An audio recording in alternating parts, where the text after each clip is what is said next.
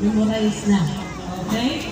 But of course, before ako maglakad, to our PTA, allow me to give a small donation para whatever projects and programs ninyo. I will be giving 5,000 pesos para sa pagkakulong natin.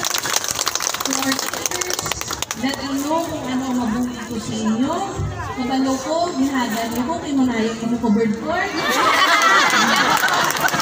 Sundot ako galing. Yung mga paguro ko imbitasyon na magpumukpumuk ko.